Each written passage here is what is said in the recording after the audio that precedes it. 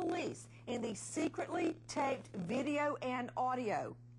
I think that's it. They came and said, you just had that phone call with Deepak, and I said, yeah, they came to get me. It's not going well here. I'm not allowed to drive here. That's how it worked. They said Deepak was logged down on the computer that night. I said, okay, it was his brother Satish. That's how it went. Patrick, that's a laugh.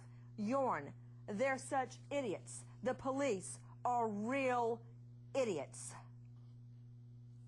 Let's unleash the lawyers. The defense lawyers. Joining us tonight, Dick Atkins, international law attorney, Richard Herman, defense attorney, New York, Alex Sanchez, also defense attorney. So, Richard Herman, you know how often we've talked about this case and we have speculated using all of our years of acting as detectives and lawyers in court, criminal lawyers, to determine what happened.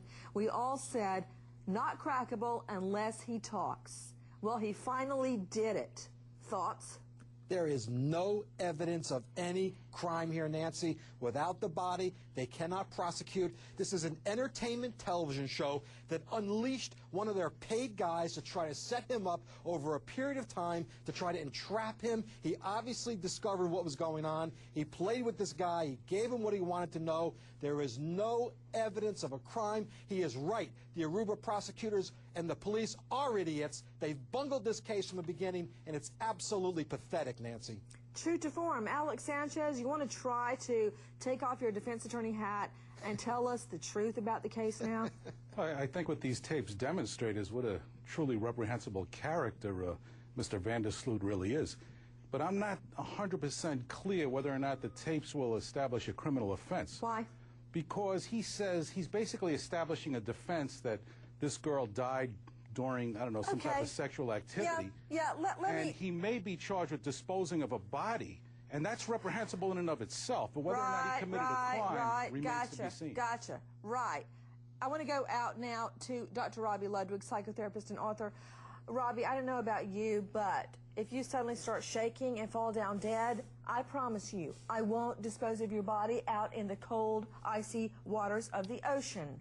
I will call 911. Care to explain? Yeah, oh, I'm so relieved, by the way. No, he is grossly egocentric and a complete sociopath. He was bragging, basically. And also, I don't believe a word he said. I don't know that what he said on tape is actually what happened. I think he was just protecting himself in all actuality. Protecting himself and describing the death? Well, because he might have been more involved in her death than he's letting on in this tape, for all we know. Let's go out to Dick Atkins, international law attorney. Can the prosecutors now build on what they already have, Dick? In addition to this tape, can they use all the old evidence, the inconsistent statements, the timing, everything they've dug up so far up until now? They certainly can. First of all, they don't absolutely have to find the body. They can prove it beyond a reasonable doubt by other evidence, by circumstantial evidence. And they also have the opportunity to question the person who was mentioned as the one who disposed of the body. With his corroboration, it is possible that they can reach at least manslaughter aside from the disposal of the body. They can put everything together, and they can put together a decent case. Back to Dick Atkins, international law attorney.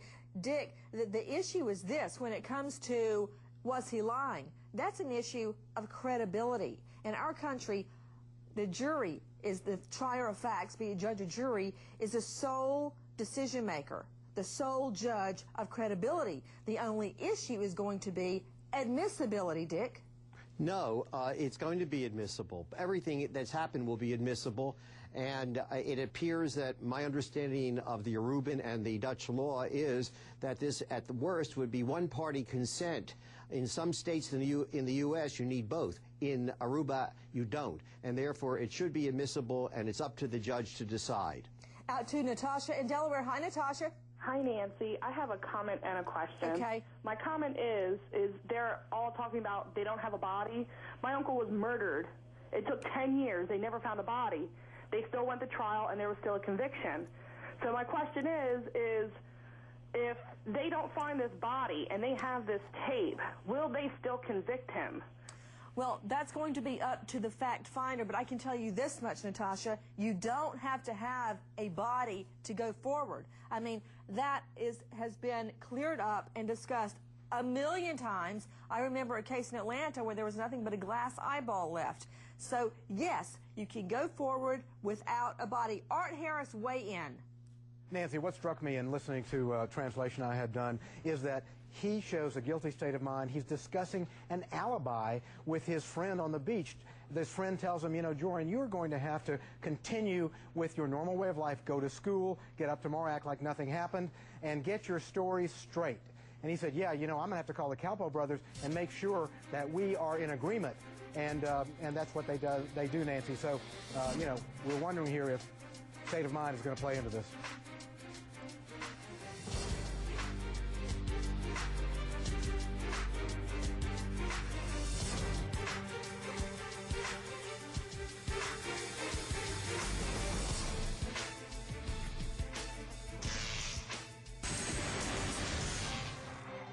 Prosecutors in Aruba say they're reopening their investigation against Joran Vandersloot.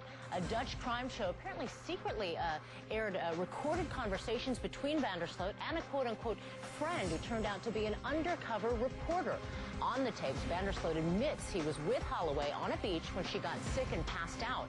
He said he panicked, and when she didn't appear to be alive, he called a friend and arranged to have her body dumped in the ocean. Vandersloot admits he made the comments, but says they were all, quote, lies. Holloway disappeared in 2005. Is the case of Natalee Holloway finally cracked? No thanks to the Aruban police. Apparently, a Dutch reporter had secret surveillance on Judge's son, Joran Vandersloot, for months on end. How did it work, Art Harris?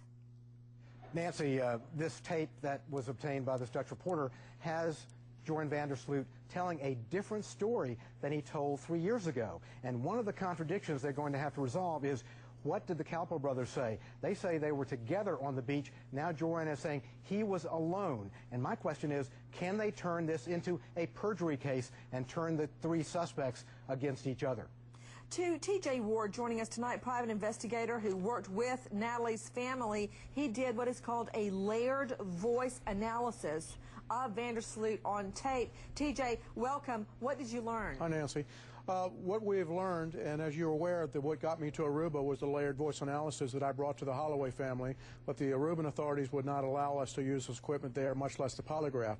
But we did take the recording, and I sent it to our lab in Madison, Wisconsin, and with voice analysis technologies, and we were able to make an analysis of this conversation that was obtained in the Netherlands.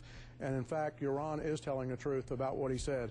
He is trying to be manipulative in his course of his conversation, but what he's talking about is completely true.